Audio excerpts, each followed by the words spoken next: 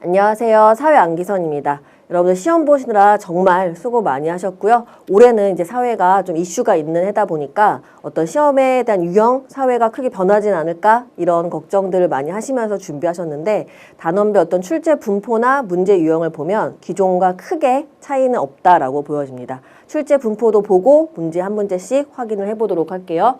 자, 전체적으로 고르게 출제가 된 편이고요. 정치와 법에서. 그리고 좀 이제 경제 같은 경우에 늘 이제 미시경제 수요와 공급 파트나 거시경제에서도 고르게 출제가 되어졌고요.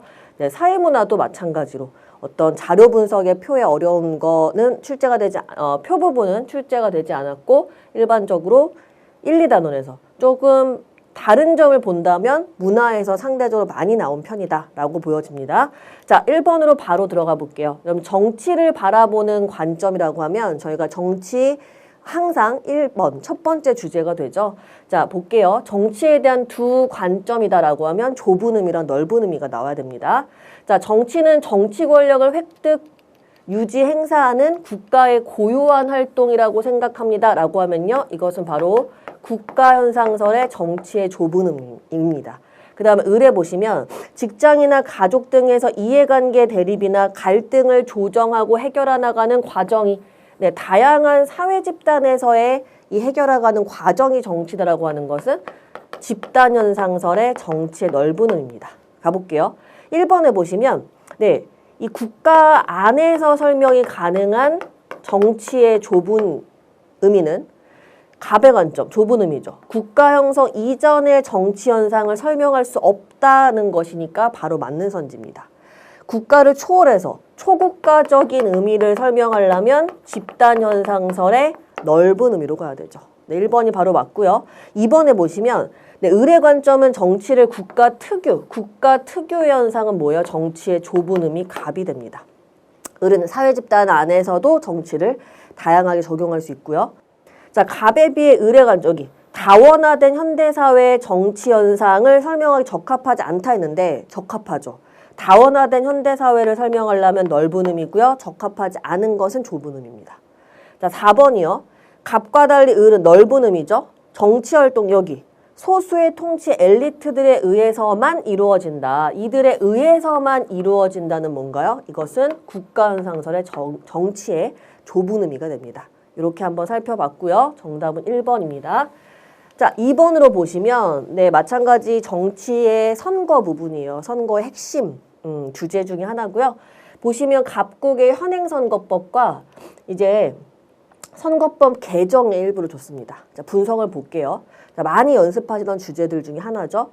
자, 이제 선거법 개정에 대한 내용을 통해서 이제 변화를 비교하는 문제입니다. 자, 현행에서는 하나의 의회 의원 지역구 선거구에서 여기 보시면 하나에서 선출할 의원의 정수는 1인으로 한다. 그러면 한 선거구에서 1등을 뽑는 소선거구가 방식입니다. 1위를 선출하는 방식이죠.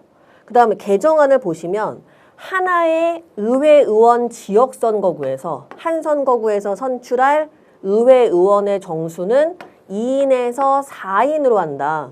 그러니까 1등부터 2등 그리고 4등까지 뽑을 수 있다라는 겁니다. 자, 어때요? 한 선거구에서 여러 명을 선출하는 중대 선거구의 방식입니다.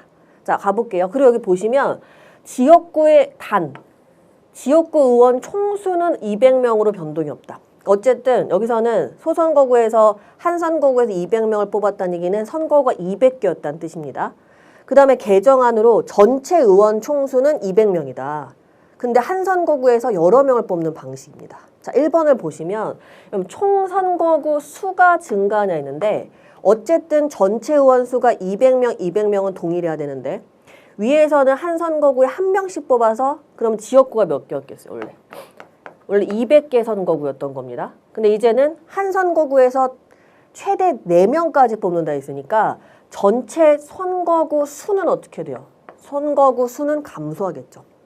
한 선거구 여러 명을 선출하는 방식이니까요. 되셨죠? 자, 2번에 보시면 사표가 과다하게 발생할 수 있다. 근데 사표는요. 한 개 선거구에서 1등을 뽑으면 소선거구 원래 방식의 현행에서 나머지 표가 사표예요. 그죠? 2등이나 3등을 뽑은 표들은. 그래서 소선거구의 단점 중에 하나가 사표가 발생이 높다는 겁니다. 이렇게 중대선거구에서 2등, 4등까지도 가면 사표의 확률이 낮아지는 거죠. 상대적으로. 그래서 사표가 과다하게 발생할 수 있는 건 현행 방식이고 개정안에서는 사표가 감소한다라는 거고요. 3번에 보시면 다양한 국민의 의사를 의회 구성에 반영할 수 있다. 네, 1등만 뽑히는 것보다는 1등에서 최대 4등까지 뽑는다 했으니까 다양한 국민의 의사가 의회 구성의 반영이 높은 것은 개정안의 중대선거구입니다. 네, 정답은 3번이 되고요. 4번에 보시면 다수당, 네, 거대당의 출현 가능성이 커져서 정국 안정에 유리하다. 양당제 성격을 띠고 거대 정당한테 유리할 수 있는 게 소선거구의 방식이고요. 이제 개정안의 중대선거구의 방식에서는 어때요? 다당제 경향을 설명할 수 있습니다. 그래서 오히려 네, 다수당의 출현 가능성은 현행의 소선거구에서 볼 수 있다라는 겁니다. 정답은 3번입니다. 자, 그 다음에 3번에 보시면 이제 사회문화 여러분들 1, 2번 정치에서 3번은 사회문화 와야 되는데 사회문화 1단원에서 사회문화 현상을 탐구하는 태도다라는 주제가 있습니다. 저희 시험에서 아주 많이 다뤄뒀던 주제는 아닌데 난이도는 높지 않고요. 개방적 태도와 사실을 중시하는 객관, 그 다음에 각각의 상황을 중요시하는 상대주의, 개방, 객관, 상대, 다른 것과 연관성을 살펴보는 총체적 태도, 그 다음에 반성적, 되돌아보는 성찰적 태도가 있습니다. 그래서 보시면 사회문화 현상의 발생 과정과 원인은 단순하지 않고 복잡하기 때문에 겉으로 드러나는 현상만을 보면 안 된다. 또한 자신이 연구 절차나 방법, 연구 윤리 등을 제대로 지키며 탐구하고 있는지를 여기요. 되짚어 보아야 된다. 뭔가를 되돌아봐야 된다. 이거 뭘까요, 여러분들? 바로 반성적, 성찰적 태도입니다. 자, 보시면 1번에 사실을 있는 그대로 관찰하는 것이다. 팩트죠. 뭐예요? 사실을 있는 그대로 살펴보면 이것은 바로 객관적 태도입니다. 자, 2번이요. 경험적인 근거를 통해 검증하기 전에는, 그러니까 검증 전에는 하나의 가설로 받아들인다. 검증 전에 가설로 받아들이는 것은 여러 가능성을 인정하는 바로 개방적 태도입니다. 자, 3번이요. 사회문화 현상은 그 현상이 발생한 맥락에 따라 다른 의미를 갖는다. 그러면 그 현상의 상황을 중요시하는 각각의 달라질 수 있음을 인정하는 상대주의적 태도입니다. 자, 4번이요.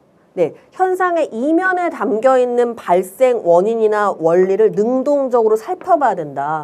그러니까 보여지는 것 그대로만이 아니라 뭔가를 되짚어봐야 된다라고 하는 4번 여러분들 성찰적, 반성적 태도입니다. 정답은 4번이 됩니다. 자, 그 다음에 4번은요. 마찬가지 사회문화의 핵심 주제죠. 일탈을 바라보는 이론을 비교하는 건데 일단 낙인, 아노미, 차별적 교재 중에 하나다라고 줬습니다. 자, 이제 보시면 첫 번째 단서가 중요한 주제입니다. 일탈을 규정하는 객관적 기준이 존재한다고 보는가라고 했어요. 여러분들 이제 객관적 기준이 존재한다고 보는가 했는데 A는 아니오라고 했거든요. A가 바로 나오셔야 됩니다. 부정적 시선의 내면화, 그죠? 사회적 어떤 부정적 시선을 스스로에게 내면화하는 과정에서 일탈이다. 바로 A가 뭔가요?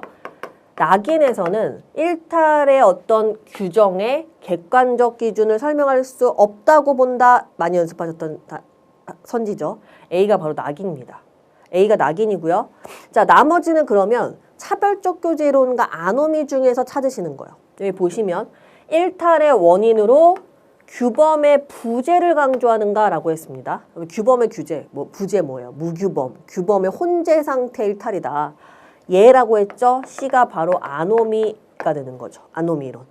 그러면 규범의 부재를 강조하지 않는다? 그러면 낙인, 아노미 빠지면 B는 일탈 행위자와의 접촉, 상호작용을 일탈의 원인으로 보는 차별적 교제 이론입니다. 자, 다 찾으셨어요. 1번에 A 낙인이요. 비합법적인 방법으로 목표를 달성하려고 하는 일탈이 발생한다. 이거 바로 뭐예요? 이것이 아노미죠. 목표와 수단의 괴리로 보는 겁니다. A 아니고요. 2번 보시면 B 차별적 교제예요. 일탈 행위자와의 접촉, 상호작용. 그죠? 그들과 어울리는 과정에서 일탈이다. 보이세요? 타인과의 상호작용 과정에서 일탈이 발생한다. 이게 바로 차별적 교제입니다. 2번이요. 3번에 C는 일탈 행동을 하는 사람과의 접촉 차단을 강조한다. 이건 어디서 강조하는 거예요? 그렇죠? 그들과 어울려서 그들한테 일탈을 배운 것이니까 그들과의 접촉 차단이다. 이거는 B의 차별적 교제에서의 해결책이고요. 아노미에서는 어떤 규칙의 정립, 그죠? 무규범한 사회 속에 규범의 확립이 필요합니다. 자, 4번에 보시면 여기 차교는 낙인 아노미와 달리 일탈에 대한 대책으로 여기 사회적 합의를 통한 규범의 정립을 강조한다 했는데 규범의 정립을 강조 어디에서요? C. 이건 아노미 이론에서의 해결책이 됩니다. 네, 정답은 2번입니다. 자, 그 다음에 5번에 다시 법이에요. 법의 형법의 주제가 되고요. 형벌의 종류를 줬다라고 보시면 됩니다. 자, 형벌의 종류에서 기억, 네, 사형. 사형이 바로 기억에 들어갈 거, 종류, 생명형이죠. 1번 맞고요. 옳지 않은 것을 보시는 거예요. 자, 니은. 니은은 자유형이에요. 그리고 징역형이 있고 여기 뭐예요? 금고형이죠. 자, 금고와 구류의 공통점은 둘 다 정역이 부과되지 않는다는 점입니다. 차이점은 30일 미만의 구류형과 이상의 금고형을 구분할 수 있습니다. 자, 가볼까요? 1번에. 네, 생명이 아까 봤고요. 자, 2번. 니은 자유형이죠. 범죄자의 신체 자유를 박탈하거나 제한하는 형벌을 의미한다라는 겁니다. 2번 맞고요. 3번에 보시면 디귿이 그 금고예요. 금고는 정역을 부과하지 않는다는 점에서 구류와 구분된다 했는데 이거는 뭐랑 구분되는 거예요? 이거는 징역과 구분되는 거고 금고와 구류에 정역을 부과하지 않는다는 점은 공통점이 되는 겁니다. 이해되셨나요? 구분되지 않고요. 이렇게. 자, 4번에 보시면 명예형의 이 리을은 자격상실이죠. 네, 리을에 의해. 자격상실형에 의해 공무원이 되는 자격, 선거권과 피선거권 등이 박탈됩니다. 이해되셨나요? 정답은 3번이 틀린 선지요. 이렇게 형벌의 종류를 구분하는 문제가 되고요. 자, 6번 갑니다. 6번은 헌법. 헌법에서 많이 보시는 위헌법률 심판의 이제 과정이 들어가는데요. 신청 과정이. 자, 보기의 기억과 니은에 대한 설명으로 가장 옳은 것이요. 자, 상속권과 관련된 소송을 제기한 갑은 여기 보시면 이게 현재 소송 중인 거나. 왜냐하면 저희 헌법재판소에서의 위헌법률 심판은 재판의 전제성이 충족되어야 됩니다. 이해되셨나요? 그래서 소송 중인 소송 당사자 갑이 해당 민법 규정이 법률에 어긋난다며 A한테 여기 보시면 위헌법률 심판 제청 신청을 했어요. 그럼 나와야 돼요, 여러분들. 소송 당사자는 누구한테? A는 누구예요? A는 법원이 돼야죠. 자, 제청 신청했는데 법원이 기각 결정했어요. 가능하죠? 법원은 소송 당사자의 제청 신청을 기각할 수도 있고요. 소송 당사자의 제청 신청 없이도 어디에다가? 헌법재판소에 제청을 할 수 있습니다. 자, 가보세요. 그래서 갑은 그래서 B에 자, 여기 이 소송 당사자가 기각을 당했잖아요. 갑은 B에 어디요? 헌법재판소죠. 자, 기각당한 당사자는 헌법재판소에 헌법소원 심판을 청구할 수 있다. 맞죠? 자, 근데 이 헌법소원은 무슨 헌법소원이요? 위헌법률 심사형 헌법소원이 됩니다. 헌법소원 안에는 권리구지형 헌법소원과 위헌법률 심사형 헌법소원이 있었습니다. 자, 1번에 보시면 A가 법원이에요. 그래서 법원은 소송 당사자의 신청 없이 위헌법률 심판 제청을 할 수 있다. 밑줄에 제청까지 돼 있었거든요. 저희가 제청 신청은 소송 당사자, 제청은 누가 하는 거야? 법원이 하는 거죠. 그럼 바로 네, 1번이 맞습니다. 됐죠? 2번 가볼게요. 자, 앞에 제가 처음에 짚어드렸던 거예요. 소송 당사자인 갑은 소송 중이 아니더라도 기억을 신청할 수 있냐라고 했어요. 갑, 소송 당사자는 소송 중에 하는 거죠. 위헌법률 심판의 요건 자체가 재판의 전제성이 충족되어야 되는 겁니다. 그래서 언제 할 수 있다? 소송 중이어야 된다. 또 하나는 소송 당사자는 제청을 하는 것이 아니라 뭐 하는 거야? 제청 신청하는 겁니다. 소송 당사자는 법원한테 제청 신청을 하는 겁니다. 자, X고요. 3번에 보시면 그냥 헌법소원 심판이라고 하면 되는데 갑이 청구한 리은은 헌법소원은 권리구제 헌법소원이 아니라 위헌법률 심사형 헌법소원인 겁니다. 그래서 X. 자, 4번에 A는 법원이고요. B는 헌법재판소예요. 그죠? 이렇게 돼요.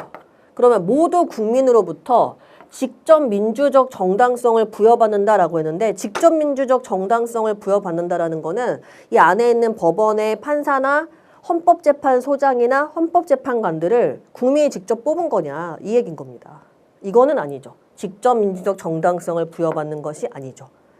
하나만 보셔도 헌법재판소장 같은 경우에는 국회의 동의를 거쳐 대통령이 임명합니다. 헌법재판관 구인도 안에 3인, 3인, 3인 세부적 다시 나눠지죠. 그럼 이거는 간접 민주정치에 대한 것을 적용할 수 있습니다. 되셨나요? 정답은 1번이 되고요. 자, 7번 갑니다. 7번은요. 다시 사회문화의 문화파트요. 제가 처음 시작할 때 총평에서 문화에서 세 문제씩 출제가 되었다. 저희 시험으로 본다면 약간 이례적인 편인데 뭐 문화가 사회문화에서 어려운 부분은 아니기 때문에 네, 크게 변수는 없었을 거라 보여지고요. 요 해석을 좀 하셨어야 돼요. 자, 보시면 보기의 표는 A민족과 B민족 간의 교류다. 여러분들 문화변동 원인에는 내부적 요인과 외부적 요인이 있어요. 교류를 했다는 것은 전파가 있고 문화 접변을 하는 거다라고 감을 잡으셔야 되죠. 그죠? 자, 가볼게요. 가장 옳은 것입니다. 자, 일단은 T+1 시기에 A를 가는 거예요. A민족은 B민족과 달리 문화 공존이 나타났다 했는데 문화 공존이라는 건 뭐예요? 문화 접변을 통해서 두 사회 문화가 그대로 각각 다 있어요. A와 B가 다 남아있어야 문화 병존이거든요. 그럼 이제 보시면 A부터 갈게요. A를 가보니까 T+1 시기에 요거 동그라미 네모 보시면 그대로 동그라미 네모가 있죠. 이해되셨죠? 그 다음에 이거는 B잖아요. 요거 보면 되겠네요. 이렇게 보이세요? 순서대로 동그라미 네모 세모가 의복과 음식과 주거라 했는데 의복 문화에서 문화 병존인 거네요. 맞죠? A가? 자, B도 보세요. B에 보면 네모 갈까요? 네모가 뭐예요? 네모는 음식 문화거든요. 자기네 나라 B 것과 A 게 있죠. 그럼 이게 바로 문화 병존입니다. 그럼 1번은 달리가 아닌 겁니다. T+1 시기는 A와 B 둘 다 문화 병존을 설명할 수 있다라는 겁니다. 1번 X고요. 이렇게 보시면서 하는 문제예요.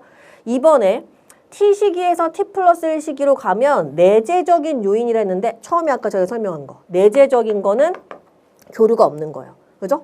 그 사회 내부에서 나타나는 발명과 발견을 내재라고 하는데 A와 B가 문제에서 보시면 교류를 인한 거라 했어요. 교류를 인한 것은 내재가 아니라 외재적 요인, 문화 전파라는 겁니다. 되셨나요? 그래서 X. 자, 3번 가볼게요. T 시기 이후 T+2 시기에 이르기까지 A민족과 달리 B민족의 문화에 의복 문화에서만 자문화 요소가 유지되었다라고 했습니다. 의복 문화요? 의복 문화는 뭐 보셨어야 돼요? 동그라미 봤어야 돼요. 자, 요거 잘 보셨어야 되는데 T+2 시기 가면 A민족은 이 두 교류, 접변을 통해서 새로운 게 생겼어요. 그럼 A는 뭐가 되는 거예요, 여러분들? 여기서 문화 융합이거든요. 그 다음에 B 같은 경우에는 교류를 해서 자기네 나라 것을 그대로, 그러니까 다른 나라의 문화에 대한 것을 거부한 거라고 한다면, 예를 든다면 그대로 남아 있습니다. 근데 이거 잘 보셨어야 되는 게 문화 융합이라고 하는 것은요. 자기네 나라 문화와 새로운 걸 결합해 시가 생기는 거거든요. 이것도 자문화 요소의 정체성이 유지된다라고 할 수 있습니다. 그러니까 자문화 요소가 사라진 거다라고 할 수 없거든요. 그러면 3번은 이것도 달리라고 할 수 없는 거죠. 의복 문화에서 자문화 요소라고 하는 것은 A와 B 둘 다 정체성은 유지가 되는 것이다 라고 하는 겁니다. 하지만 A는 문화 융합이 나타나고 B는 그 비문화 자체를 그대로 유지하고 있는 거죠. 되셨나요? 자, 4번 갈게요. T 시기에 비해 T+2 시기에 A 민족 문화 변동에서 의복 문화는 의복, 저희 동그라미 의복이었잖아요. 음식 문화와 주거 문화와 달리 문화 융합이 발생하였다. 자, 문화 융합 3번에 설명했습니다. 교류를 통해서 새로운 걸 만들 때 A 더하기 B에서 C라고 했잖아요. 지금 보시면 나머지 T+2 시기에는 네모나 세모 같은 데에서는 문화 융합을 설명할 수 없죠. 새로운 게 생기진 않았죠. 그래서 네, 음식과 주거와 달리 의복, 동그라미는 문화 융합이 발생하였다라고 합니다. 설명 가능하죠. 4번입니다. 에듀윌 유료 회원만의 고객 밀착해요. 아, 뭐였지 이거? 어떡하지? 자, 제가 도와드릴게요. 누구세요? 저 애들 학습 매니저인데요. 이거 좀 자, 일로 오세요. 자, 언제든 필요하시면 연락 주세요. 언제든지요? 아, 언제든지. 감사합니다. 밀착 케어 받아가며 합격하는 혜택. 오직 에듀윌 유료 회원에게만. 엄마 그런 거 아니야. 공부하시죠. 네. 자, 그 다음에 8번에 보시면 다시 민법 4단원의 주제입니다. 4단원 민법의 원리, 근대 민법과 수정된 민법을 비교하시는 건데, 자, 왜 A라고 했으니까 A는 계약 공정의 원칙으로 수정되었다. 그러면 A는 뭐가 되어야 돼요? 계약 자유가 되어야죠. 계약 자유가 현대 수정 민법에서 계약 공정. 한쪽에 지나치게 불리한 계약은 무효다. 그 다음에 다시 보세요. 이거 앞뒤를 잘 보셨어야 돼요. 자기 책임의 원칙에서 자기 책임은 뭐예요? 과실 책임이죠. 과실 책임의 원칙에서 B는 뭐가 돼야 돼요? 무과실 책임이 돼요. B는 여기 B. 되셨죠? 자, 그 다음에 하나 더 남은 거. C는 D로 수정 보완되었다라고 했으니까 C가 뭐가 돼야 돼요, 여러분들? 소유권 절대입니다. C. 그죠? 자, D로 수정 보완되었다. 그러면 소유권 공공이 됩니다. D가. 자, 가볼게요. 기업, 계약 공정. 경제적 약자에게 일방적으로 불리한 내용의 계약 체결을 방지한다. 네, 한쪽에게 지나치게 불리한 계약은 무효될 수 있다라고 하는 것이 계약 공정의 원칙이거든요. 바로 1번이 맞습니다. 자, 2번 가볼게요. 자기 책임. 고의 또는 과실이 있는 자가 책임진다가 과실 책임이에요. 그러면 과실 책임에 따라 과실이 없을 때에도 일정한 상황에 관계된 자가 책임을 질 수 있다. 아니죠. 없을 때에도 일정한 상황에 관계된 자가 책임을 지려면 이거 여러분들 니은이 아니라 B에 무과실 책임으로 적용했어야 돼요. 그 예가 바로 제조물 책임법의 대표적인 예였습니다.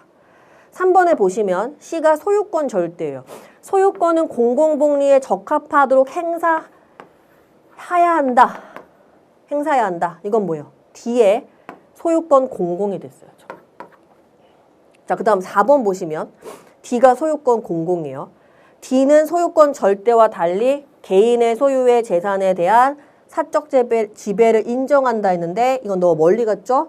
기본적으로 여러분들 근대민법의 바탕으로 수정민법으로 추가 보완된 거기 때문에 개인 소유의 재산에 대한 사적 지배를 인정하는 것은 C를 바탕으로 시작된 것이고 D에서도 가능한 겁니다. C와 D 둘 다 일단 인정하는 거예요. D에서는 공공복리에 적합하도록 일부를 제한할 수 있다라는 겁니다. 이해되셨나요? 4번은 둘 다 가능합니다. 네, 이렇게 1번이 되고요. 자, 그 다음에 9번에 보시면 사회문화 파트입니다. 사회문화의 빈곤을 비교하는 건데 요거는 나름 자료 분석이죠. 뭐 계층표처럼 수치로 출제가 되지 않더라도 이 수치 개념을 적용하실 수 있어야 푸실 수 있는 문제입니다. 자, 빈곤의 유형, 절대 빈곤, 그러니까 A, B는 상대 빈곤, 정대 빈곤 중에 하나다. 자, 가볼게요. A에 보시면 최소한의 생활 수준을 유지하기 곤란한 상태. 이게 A가 뭡니까? 절대적 빈곤입니다. 네, 보시면 우리나라에서는 가구 소득이 최저 생계비 수준에 미치지 못하는 가구를 A라고 한다. 그러니까 최저 생계비 미만의 가구가 절대적 빈곤이다. 자, B에 보시면 사회 구성은 다수가 누리는 생활 수준에 이르지 못한 상태다. 이런 건 이제 상대적 차이를 설명할 수 있습니다. 그래서 B는 상대적 빈곤이 되고요. 여기 보시면 우리나라에서는 이제 이게 자료 분석인데 보시면 가구 소득이 중위소득의 50%에 미달하는 가구를 상대적 빈곤 가구로 분류한다. 그러니까 뭐예요? 상대적 빈곤은 한 가운데 소득을 중위소득이라고 하죠. 이 중위소득의 반, 중위소득 2분의 1이라고 하죠. 50%에 못 미치는 미달하는 가구, 여기 보라색 보이세요? 요 아래의 가구가 바로 상대적 빈곤 가구가 되는 겁니다. 되셨나요? 자, 기억해 보시면, 네, 이거 이제 결국 표예요. 그러면 절대적 빈곤. 제가 아까 최저생계비 미만의 가구를 절대빈곤이라고 했습니다. 그러면 절대빈곤에 해당하는 가구는 상대빈곤에 해당하지 않는다라고 했는데 이거는 어떤 상황이냐에 따라 달라지는 겁니다. 예를 들면 절대빈곤 가구 이렇게 있고 만약에 최저생계비 있고요. 하나 예를 든다면 중위소득의 2분의 1이 자 최저생계비 여기 최저생계비보다 아래에 중위소득 2분의 1 있다. 그러면 요 아래 밑은 뭐이기도 해요? 아래는 상대빈곤이기도 하거든요. 보이세요? 제가 하나 예를 든 거예요. 그러면 절대적, 요 노란색, 절대적 빈곤에 속하는 가구면서 이 노란색 요 막대 부분은 상대빈곤에도 속할 수 있는 거죠. 이해되셨나요? 그래서 해당하지 않는다라고 이렇게 단정 지을 수 없는 겁니다. 여러 경우의 수가 있습니다. 기억 X고요. 자, 니은. 이것도 이제 표 개념이 있으셨어야 되는 게 빈곤선이라고 하는 게 그 빈곤의 기준값을 얘기하거든요. 그러니까 절대적 빈곤에서의 기준값은 최저생계비고 상대적 빈곤의 기준값은 중위소득 2분의 1이잖아요. 그러면 니은에 중위소득이 높아진다. 예를 들어 원래 중위소득이 200인데 300이 된 거예요. 그럼 이 중위 2분의 1이 상대적 빈곤의 기준값이니까 200일 땐 이것에 반해서 100만 원이 기준값인 거고 이게 300이 되면 그 반이니까 150만 원이 기준값이 되겠죠. 이해되셨나요? 그래서 중위소득이 높아지면 상대빈곤의 빈곤선도 높아진다. 빈곤선이 뭐라고요? 빈곤의 기준값을 말한다. 중위소득 높아지면 중위 2분의 1도 높아지는 거죠. 금액이. 왜요? 중위의 반이니까. 니은 맞죠? 자, 디귿에 보시면 A는 절대빈곤, B는 상대빈곤이었는데 아까 제가 이렇게 그림 그려놓은 거와 마찬가지로 상대적으로 절대빈곤은 주로 저개발 국가에서 높을 것이고 선진국에서는 상대적 빈곤이 주로 높을 것이다. 이거는 가능합니다. 하지만 한 국가 안에서 절대적 빈곤은 없고 상대적 빈곤만 설명한다. 이건 아니잖아요. 그래서 여기서는 A는 주로 저개발 국가에서 B는 주로 선진국에서 높다라고는 할 수 있지만 이렇게 그냥 절대적으로 A만, 뭐 B는 어디서만 이렇게 설명은 할 수가 없습니다.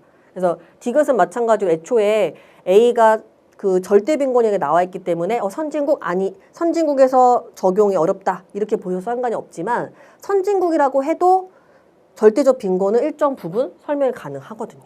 이해되셨죠? X고요. 자, 리을에 보시면 A와 B, 절대빈곤, 상대빈곤 모두 우리나라에서 객관적 기준에 의해 분류되는 빈곤의 유형이다. 객관적인 수치가 있잖아요. 절대빈곤에서는 최저생계비, 상대빈곤에서는 중위 2분의 1이라고 하는 객관적 금액이 있습니다. 나라마다 상황마다 다 다르지만 그래서 이 둘 다 객관적 기준이다. 맞습니다. 저희가 주관적 기준이라고 한다면 뭐 주관적인 빈곤감 이런 것을 주관적 빈곤이로 설명할 수 있겠죠. 정답은 니은과 리을 3번이 됩니다. 자, 그 다음에 10번 다시 사회문화고요. 문화 파트에서의 한 문제가 이 부분이라고 보시면 돼요. 요거는 이제 독해 문제라고 이해하시면 되겠습니다. 지문을 보시고 1, 2, 3, 4의 설명으로 적용을 하시면 됩니다. 자, 캐나다는 1971년 다문화주의를 선언하고 각각의 인종이나 민족이 자신의 특성을 유지하면서도 모든 사람이 평등하게 캐나다 사회에 참여하는 정책을 실시하였다. 이런 다문화 사회를 중시한다라는 부분입니다. 자, 이러한 정책은 여러 개의 조각이 조화를 이루어 하나의 작품이 되는 모자이크와 같다고 하여 모자이크 정책이라고 한다입니다. 가볼게요. 1번. 단일성 아니죠. 다양성을 설명했습니다. 2번. 이민자의 문화 정체성을 훼손할 우려가 있지 않죠. 오히려 그들의 정체성을 유지하면서 다양하게 공존할 수 있는 겁니다. 3번. 문화 간 차이를 인정하는 관용의 자세를 중시하는 정책입니다. 네, 다양성을 인정하고 있죠. 4번. 인위적으로 문화를 하나에 통합하는 것을 목적으로 하지 않습니다. 다양성을 인정하면서 그 사회에서의 조화를 중시하는 거죠. 정답은 3번입니다. 읽고 지문에서 찾으시는 문제가 되고요. 자, 11번. 정치법의 5단원의 국제연합의 기구를 분석하는 문제입니다. 자, 유엔의 주요 기관이다. 이에 대한 설명으로 가장 옳지 않은 것이에요. 네, 보시면 국제법 쪽이죠. A는 갑국과 을국 양국이 제기한 카리브해 영유권 분쟁 소송에서 만장일치로 갑국이 을국보다 3배 많은 해양 영토를 받아야 한다고 판결했다. 자, 그러면 유엔에서 판결할 수 있는 거는 기구가 어디예요? 법원 나와야죠. 국제사법재판소입니다. 유엔의 국제사법재판소. 자, 그 다음에 B. 병국에 대한 무기 수출 금지 제재를 담은 결의안을 표결에 붙이기로 했다. 그러나 러시아가 거부권을 행사할 경우 무산될 수 있다. 어디 생각나셨어야 돼요? 안전보장이사회입니다. 안전보장이사회에서는 5개 상임이사국이 거부권 행사할 수 있습니다. 미, 영, 중, 푸, 러가 바로 5개 상임이사국이죠. 자, B는 여러분들 안전보장이사회예요. 자, 갈게요. 1번에 보시면 국제사법재판소는 국제연합의 비회원국에 대해서도 재판할 수 있습니다. 네, 비가맹국도 재판의 당사국이 될 수 있다. 맞고요. 2번에 보시면 단 한쪽 국가의 신청으로 재판할 수 없고요. 당사국 간의 합의에 의한 제소가 있어야 재판하는 것이 원칙이다. 그래서 사법재판소는 임의적 관할권이 있다라는 겁니다. 2번 맞고요. 자, 3번 보시면 안보리. B는 의사결정 방식에서 강대국의 논리가 반영될 가능성이 높다. 왜냐하면 5개 상임이사국만 거부권이 있고 10개 비상임이사국은 거부권이 없잖아요. 이 부분은 바로 강대국의 논리, 이런 현실주의를 설명할 수 있다. 맞습니다. 자, 4번에 보시면 사법재판소는 안보리와 달리 군사적 개입을 할 수 있다라고 했는데 사법재판소는 군사적 개입을 할 수 없습니다. 군사적, 비군사적 개입이 가능한 것은 바로 어디요? 이 안전보장이사회예요. 그러니까 B는 A와 달리라고 했어야 되는 거죠. 되셨나요? 정답 옳지 않은 거 4번입니다. 자, 그 다음에 12번. 12번은요, 경제에 여러분들 그 6단원의 어떤 그 소득에 대한 구분, 그 다음에 또는 경제 주체에서 가계의 소득과 또 앞부분이랑 겹치는 주제이기도 한데요. 한번 보시면 크게 자세하게 들어가지 않았고 큰 2개를 구분하는 주제였는데 소득은 규칙적이고 반복적으로 발생하는 자, 정기적 소득이죠. 정기적인 소득, 경상소득이요. 일반적인 뭐 월급 이런 것이 경상소득의 가장 대표적인 예가 될 거고요. 자, 불규칙적으로 발생한다라고 하는 것이 나가 뭐예요? 비경상소득입니다. 뭐 복권 당첨금 이런 게 비경상소득입니다. 유산 상속 이런 거. 자, 1번에 보시면 경상소득 안에는요. 그러면 가중의 이전소득이라 했거든요. 그러면 간단히 뒤에가 나오기 때문에 한번 보시면 근로소득, 사업소득, 재산소득, 이전소득이 있어요. 1번. 이전소득 뭐예요? 생산에 직접 참여하지 않고 얻는 소득. 연금이 가장 대표적일 수 있겠죠. 그래서 보시면 1번에 이전소득에는 공적연금이 해당한다. 경상의 이전의 공적. 맞죠? 2번에 경상의 사업. 사업은 뭐예요? 이윤이겠죠? 아까 월급이 근로소득의 대표적인 예고. 근데 배당금이라고 했어요. 배당금은 주식에 대한 대가. 배당금, 이자, 임대료. 이건 뭐가 돼야 돼요? 재산소득입니다. 그래서 배당금은 사업소득이 아니라 재산소득이다. 자, 2번 틀렸고요. 옳은 거니까 정답은 1번입니다. 자, 연금 일시금. 이거 보셨어야 되는 게 아까 공적연금은 분명히 이전소득이라 했는데 왜 연금 일시금은 안 되냐? 여기 일시금. 일시적으로 발생하는 것은 정기적이 아닌 불규칙적. 나가 되겠죠. 자, 4번. 예산 수립할 때 어때요? 저 예산을 수립할 때는 불규칙적인 나를 바탕으로 하는 것이 아니라 정기적인 경상소득을 바탕으로 하는 것이 바람직합니다. 정답은 1번입니다. 소득을 구분하는 문제였고요. 자, 13번 중요 주제죠. 경제에서 탄력성 주제입니다. 수요 공급의 미시 경제에서 글로 줬지만 이것 또한 그래프에 대한 분석으로 보여지고요. 자, 허생전에서 허생은 물건을 사들여 쌓아두었다가 시장의 공급이 부족해져 시장 가격이 오르면 내다 파는 형식으로 많은 돈을 푼다. 많은 돈을 번다 라고 했습니다. 자, 허생이 사들인 과일과 말총이었는데 여기 보시면 과일은 제사나 잔치에 꼭 필요한 물건이다. 필수품이네요. 말총은 양반의 필수품인 갓을 만드는 재료다. 감이 오셨어야 돼요. 뭐예요, 여러분? 생필품입니다. 그러면 따라서 과일과 말총은 아무리 가격이 비싸더라도 소비자 입장에서는 구매할 수밖에 없었다. 구매할 수밖에 없었다는 것은 소비의 측면을 설명한 것인데 그래프를 수직에 가깝게 그리셨어야 되고 바로 가격 변화의 Q의 변화가 작은 이 문제 뭐예요? 수요의 비탄력적인 재화 성격을 말하는 겁니다. 그러니까 가격이 크게 올라도 소비량을 크게 줄이지 못해요. 줄이긴 해요, 여러분들. 그래서 어때요? 비탄력. 가격 변동률보다 수요량의 변동률이 작은 재화다. 이렇게 나오셨어야 돼요.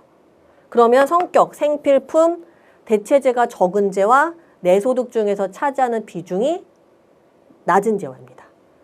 자, 그럼 보시면 기억에 가격, P 변화에 따라 Q가 민감하다라고 하려면 이건 탄력적인 재화죠. 사치품, 대체재가 많은 재화, 내소득 중 차지하는 비중이 높아야 돼요. 얘는 비탄력이요.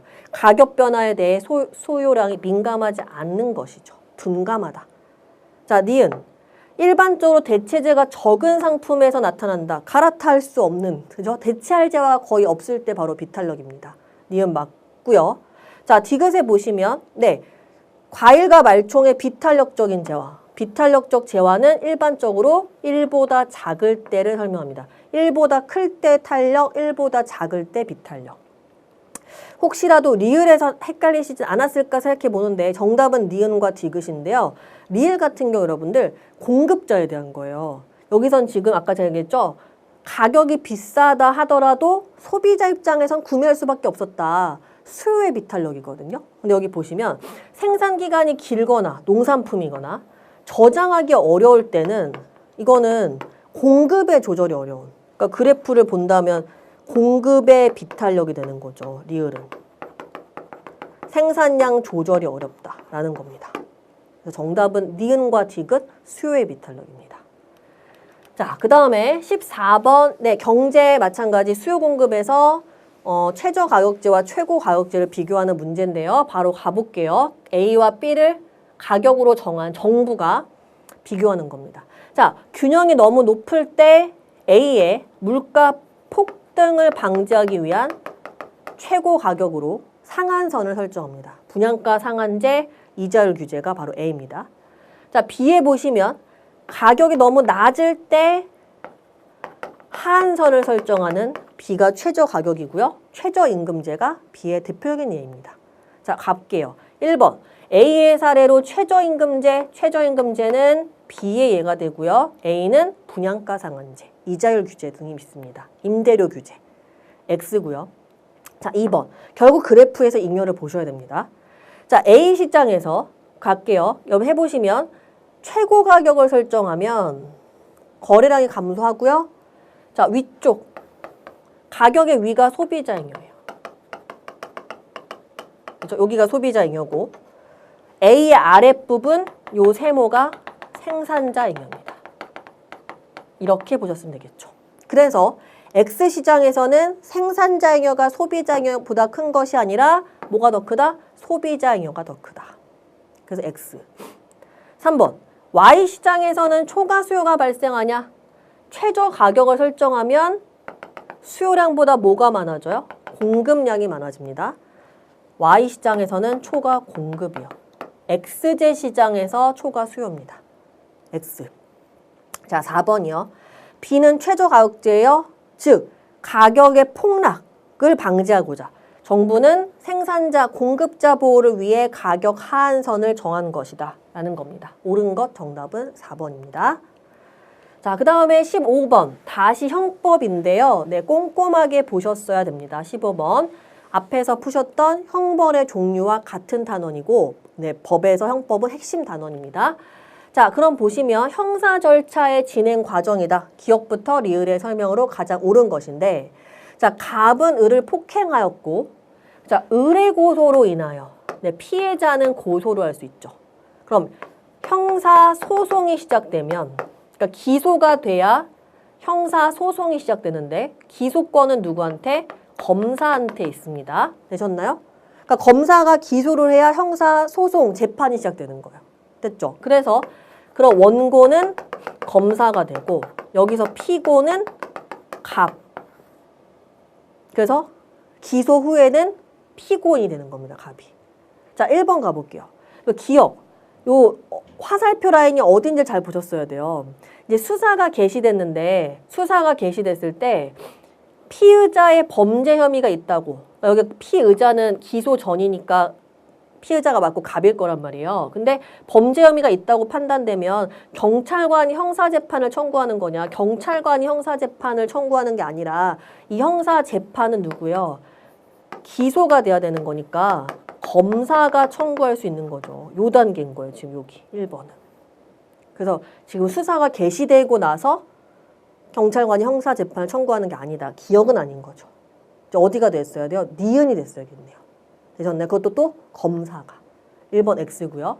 자, 2번에 보시면 자, 국선 변호인의 선임은 니은 단계 이후에 가능하다. 알아두시면 국선 변호인의 선임은 수사가 개시되면서부터 가능합니다.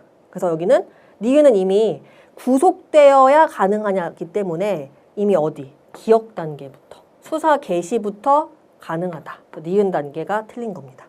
되셨나요? 자, 3번에 보시면 그 화살표 라인을 잘 보셨어야 되는 거죠. 연습하던. 디귿, 기소가 됐잖아요. 왜냐하면 기소 전에는 구속적부심사제라는 것이 있고 기소 후라고 하는 건 결국 공판 단계예요. 그러면 디귿 단계에서 갑이 구속되었다라고 하면 기소 후 공판 단계니까 피고인은 법원에 보석을 신청할 수 있죠. 보석 제도를 활용할 수 있습니다. 3번이 맞습니다. 자, 4번에 보시면 리을과 달리 니은, 그러니까 기소 전이냐, 리을, 공판 단계냐라는 거예요.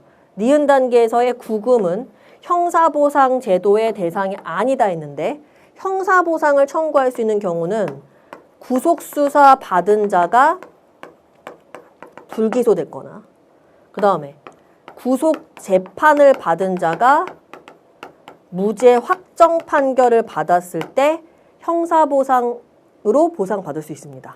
맞죠? 그러면 지금 틀린 게 리을, 판결 확정과 니은, 여기 불기소, 만약 니은에서 불기소가 돼야겠죠? 둘 다 형사보상 제도의 대상이다라고 해야 됩니다. 이렇게 정리가 됐습니다. 정답은 3번이에요. 15번에 에듀윌 도서 중에 6개년 기출 문제집이 가장 많이 도움이 되었습니다. 마지막 모의고사에서는 파이널 봉투 모의고사가 도움이 되었는데 QR코드를 통해서 자동으로 채점을 해주고 성적 분포를 알려주어서 다른 수험생들과 비교를 할 수 있는 점에서 도움이 많이 되었습니다. 에듀윌 책으로 공부하셔서 좋은 결과 있으셨으면 좋겠습니다. 파이팅! 에듀윌은 합격이다. 자, 그 다음에 16번이요. 사회문화입니다. 사회문화 2단원의 사회 집단 파트고요. 자, 결합의지. 결합의지 나오면 테니스에 여기 뭐요? 여기 본능적, 무도적. 뭐 얘기하는 거예요? 공동사회. 자, 선택적 의지. 이익사회. 그 다음에 쿨리 갑니다. 접촉 방식. 직접적 대면 접촉 뭐예요? 친밀감을 바탕으로 하는 1차 집단. 간접적 접촉. 2차 집단 나와야 됩니다. 되셨죠? 그러면 가는 어떤 게 들어가야 돼요? 여기서 일단 해볼까요? 가족 가능하죠. 가족. 뭐 여기 나에서 가의 예를 뽑는다면 전통사회 마을 공동체 가능합니다. 일단 문제를 풀기 위한 것이니까 일단 여기서 가족 가능해요. 학교랑 회사는 가에 들어갈 수 없죠. 그죠? 자, 그 다음에 나. 2차에 인위적이다. 정당 가능하죠, 여러분들. 여기서 본다면. 그죠? 그럼 바로 정답은 1번이 됩니다. 가족과 정당. 사회 집단을 구분하는 문제고요. 17번 네, 정치 참여 집단 A, B에 대해서 옳지 않은 것은 이고요. 2단원 주제입니다. 자, 현대 민주정치의 중요한 정치 행위자로 A, B가 있다. 그러면 생각하실 때 정당, 이익집단, 시민단체 중에서 봐야겠다라고 일단 나오셔야 돼요. 그 중에서 여기요. A는 여기. 그들의 이익을 정치 현장에서 실현시키기 위해 그들의 이익.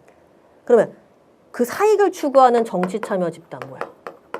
변호사협회, 약사협회, 노조 등의 바로 이익 집단인 거야. 그죠? 그러기 위해 B를 매개체로 이용하고 여기 B 나왔어요. 정치 권력의 획득을 위한다. 정치 권력 획득은 정당이 되는 겁니다. 되셨죠? 쭉 더 읽어보셨어도 이익 집단과 A 이익 집단, B는 정당이 됩니다. 가볼게요. 자, 1번. 옳지 않은 것이요. 정당은 의회와 정부를 매개한다. 정당의 설명입니다. 자, 2번. A가 이익 집단이요. 집단의 특수이익을 실현하고자 한다. 네, 이익 집단이죠. 3번. B. 정당이요. 정당 이익 집단 시민단체 중에 정치적 책임을 지는 주체는 정당뿐이죠. 3번 맞습니다. 정당은 이익 집단과 달리 정치적 책임을 진다. 자, 4번. 이익 집단은 정당과 달리 정치사회화를 담당한다 했는데 여기서 이익 집단 정당 둘 다 정치사회화에 투입의 기능을 담당하고 있어요. 그죠? 비공식적 참여 주체로서. 여기는 달리가 아니라 A, B 모두 정치사회화를 담당한다가 맞습니다. 옳지 않은 선지 4번입니다. 자, 그 다음 18번 경제. 경제에서 이제 아무래도 그래도 네, 그 뒷부분에 18번, 19번, 20번이 거시경제의 4, 5단원에 집중되어 있다라고 보여지고요. 요 표로 많이 푸셨던 건데 잘 어떤 경우의 수가 있을까를 분석을 하셔야 되거든요. 보세요. 뭐냐면 첫 번째 포인트는 여러분들 자, 공식 나와야 됩니다. 실업률, 경제활동 인구분의 실업자입니다. 경제활동 인구는 Q 플러스 실이죠. 고용률, 15세 이상 인구 분의 취업자입니다. 경제활동 참가율, 15세 이상 인구 분의 경제활동 인구죠. 그래야 여러분들이 분모와 분자의 변화를 이렇게 분석하실 수 있어요. 그리고 결론은 이거잖아요. 4단원에서 저희 하는 인구를 비교할 때 고용 관련 지표에 15세 이상 인구 안에서 경제활동 인구와 비경제활동 인구가 있고 경제활동 인구 안에 취업자, 실업자가 있다. 이렇게 가는 겁니다. 자, 그럼 포인트를 보세요, 여러분들. 고용률이 하락했다는 것은 반드시 취업자가 어때야 돼요? 전체 중에 취업자가 감소한 거예요. 그죠? 취업자 감소. 근데 여기 포인트요. 여기. 자, 경제활동 참가율이 그대로래요. 그러면 잡으실 게 있어요. 15세 이상 인구분의 경제활동 인구가 취 플러스 실이잖아요, 여기가. 근데 취업자가 감소했는데도 분자가 그대로려면 누가 늘어난 거야? 실업자가 늘어난 거죠. 취업자가 감소한 만큼 실업자가 증가해야 돼요. 그래서 기억은 누가 돼야 돼요? 실업자가 되는 겁니다. 맞나 해볼까요? 그렇죠? 취업자가 실업자로 오면 고용률은 하락, 분자는 그대로. 분모 대비 분자, 실업률은 분모는 그대로, 분자는 상승하니까 상승 가능하네요. 1번. 네, 기억 일단 실업자가 돼야 돼요. 이렇게 가요. 자, 두 번째 니은 갑니다. 그러니까 이렇게 자꾸 문제를 많이 푸시고 저희가 시험장에 간 거기 때문에 어디에 초점을 볼지가 나와야 되거든요. 여기 갈게요. 고용률이 그대로라는 것은 취업자는 그대로여야 된답니다. 맞죠? 근데 요거 나왔어요, 여러분들. 15세 이상 인구분의 경제활동 인구가 감소했다는 것은 취업자가 그대로인데 감소하려면 반드시 누가 줄어든 겁니까? 실업자가 감소한 겁니다. 이해되셨어요? 그래야 분자가 떨어지죠. 분자의 취업자는 그대로인데 분자가 취 플러스 C란 말이에요. 요렇게 적용하는 겁니다. 그러면 누가 감소해야 된다? 실업자가. 그래서 여기 누가 와야 돼요? 실업자가 와야겠네요. 이해되셨어요? 실업자가 비경으로 가면 실업자가 감소한 거 설명 가능한 거. 그 다음에 가능하죠? 네, 나머지 파악되시죠? 경제활동 인구분의 실업자 감소면 실업률 하락 설명 가능합니다. 자, 여기서 실업자 찾았습니다. 자, 그 다음에 D급 갈게요. 얘는 마찬가지 뭘 볼까요? 비경 여기 자, 비경제활동 인구가 실업자로 왔대요. 그래서 여기서 뭐라 했냐면 경제활동 참가율이 상승했다. 자, 15세 이상 인구 분의 경제활동 인구가 증가. 왜요? 10 플러스 실인데 실업자 증가하면 분자 일부가 올라간 거죠. 그럼 나머지는 어땠어야 돼요? 취업자는 변함이 없으면 15세 이상 인구 분의 취업자가 차지하는 비율은 어때요? 변함이 없어야죠. 이게 고용률이란 말이야. 왜냐? 이것도 해보세요. 실업률이 올랐다. 그러면 경분의 실인데 취업자는 변화 없고 실업자가 증가하면 실업률은 분모 대비 분자가 차지하는 비율이 올라갑니다. 그래서 정답은 2번이 됩니다. 고용률은 그대로. 자, 이렇게 자료 분석 문제입니다. 세 문제가 다 그래요, 여러분들. 18번, 19번, 20번. 자, 19번 4단원의 마찬가지. 18, 19가 지금 4단원의 거시경제, 20번이 이제 환율일 거예요. 5단원에. 자, 보시면 옳은 것은이요. 자, 이런 문제 굉장히 많이 적용하셨던 건데 핵심 주제죠. 표의 가나는 갑국의 명목과 실질 중에 하나다. 어떤 거라고는 주지 않았습니다. 그리고 기준 연도가 2017년이다. 자, 나와야죠. 기준 연도 2017년에는 기준에선 디플레이터가 100이다. 그리고 기준에서는 실질 GDP와 명목 GDP가 같다라는 겁니다. 되셨죠? 가볼까요? 1번 2019년에 물가가 여기 이거 실질과 명목이 뭔지 모르는데 어떻게 푸나요가 아니라 둘 중에 하나라고 했는데 어쨌든 두 개가 같으면 여러분들 19년에 물가 몇이에요? 디플레이터 100입니다. 자, 디플레이터 물가 수준은 GDP 디플레이터로 한다. 실질분의 명목 곱하기 100이잖아요. 그러면 19년에 100인데 기준도 100이잖아요. 되셨죠? 그럼 어때요? 낮은 게 아니라 물가가 같은 거죠. 디플레이터와 같으면 물가는 동일하다. 입니다. 자, 2번 가볼까요? 너브라는 거예요. 가가 실질하면 나는 뭐가 돼요? 명목이 되죠. 그러면 2018년에 GDP 디플레이터 실분의 명이니까 80분의 120 곱하기 100이요. 100보다 크죠? 되셨죠? 여기 공식 실분의 명 2018년은 80분의 120 곱하기 100이요. 자, 2017년은 100이에요. 왜요? 기준이다. 기준은 디플레이터가 100입니다.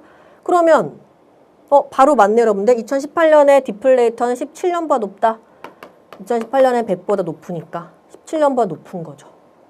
2번이죠. 바로 더 가볼게요. 3번에 자, 가를 명목으로 가라. 근데 나가 뭐예요 그러면? 실질이죠. 왜냐하면 여기 경제 성장률은 뭐로 구해야 돼요? 실질 GDP 증가율로 구하거든요. 그러면 2019년에 여기요.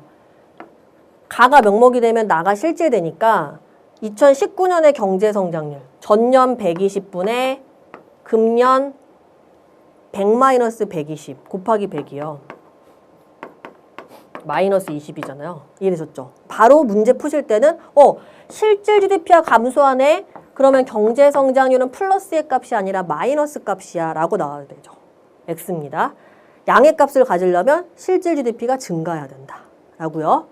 자, 4번 갑니다. 그대로 갈게요. 나가 실질이다. 그러면 2020년의 물가 상승률은 음의 값을 갖는다. 자, 물가 상승률이 음의 값을 갖는다는 얘기는 디플레이터가 낮아져야 돼요. 가볼까요? 2019년에는 디플레이터가 100이에요. 근데 여기 나 실질화 했으니까 실분의 명하면 2019년의 디플레이터는 100보다 커요. 이해되시죠, 여러분들? 그러면 원래 19년 디플레이터가 100인데 2020년 디플레이터 100보다 크면 물가가 상승한 거죠. 100보다 커졌잖아요. 음의 값을 갖는 것이 아니라 양의 값을 갖는다입니다. 디플레이터가 상승하면 물가는 상승하고 물가 상승률은 플러스 양의 값이다 라는 겁니다. 정답은 2번이었죠. 이렇게 요 자료 분석 문제입니다. 자, 20번 네, 환율이에요. 환율인데 이제 화폐 가치를 준 문제예요. 화폐 가치를 줬기 때문에 여러분들이 바로 화폐 가치 상대적 차이, 항상 상대적 차이를 정리하셔야 됩니다. 자, 가장 옳은 것이고 이게 돈의 가치라는 거예요. 여기 통화 가치의 변화율이다. 자, 그러니까 여러분들 해외여행을 내가 가려면 우리나라 돈의 가치가 세야 여행이 더 유리한 거죠? 수출에 유리하려면 그 나라의 돈의 가치가 낮았을 때 수출에 유리한 겁니다. 자, 가볼게요. 잘 보세요. 어디 대비? 여기. 미국 달러 대비 돈의 가치다. 자, 미국에서 유학 중인 자녀에게 학비를 보내는 값이다. 그럼 값은요, 통화 가치가 10% 올랐어요. 그러면 돈의 가치가 플러스니까 값곡이에요, 값. 학부모 부담이 감소하는 거죠. 돈의 가치가 올라가면 학비 부담이 감소하죠. 1번 X. 자, 2번. 자, 요거 보실 때 저희 항상 그랬잖아요. 둘 다 마이너스거나 둘 다 플러스면 어떻게 하냐. 상대적 차이입니다. 여기. 자, 병국 대비 을의 통화 가치는 하락하다 했는데 여기 병은 달러 대비 마이너스 10% 하락했고 을은 달러 대비 마이너스 5% 하락했어요. 그럼 상대적으로 병 통화 대비 을의 통화 가치는 하락한 것이 아니라 상대적으로 높은 거죠. 이해가 되셨어요? 둘 다 마이너스지만 병이 더 돈의 가치가 낮으니까요. 그래서 이렇게 보셨어야 돼요. 이건 부호만 보셨으면 안 됩니다. 2번은. 그래서 X예요. 3번 갈게요. 자, 미국에서 부품을 수입하는 병은 돈의 가치가 낮아요. 그러면 기업의 병이요. 대금 지급 부담이 증가였다. 돈의 가치가 낮으면 상대적 부담이 커지죠. 대금의 지급 부담이 증가였다. 3번이 맞습니다. 4번 갈게요. 정이요. 돈의 가치 올랐죠? 그러면 정의 화폐 가치는 상승했기 때문에 미국의 달러 표시 채무 부담이 전국 입장에서는 증가한 것이 아니라 돈의 가치가 올라가면 채무 부담이 감소하였다로 봐야 됩니다. 정답은 3번입니다. 자, 여기까지 서울시 문제풀이를 이렇게 해설을 한번 해봤고요. 여러분들 이렇게 그동안 정말 사회 선택하고 열심히 공부하시느라 시험 준비하느라 고생 많으셨습니다. 전 여러분들을 항상 응원하겠습니다. 수고하셨습니다.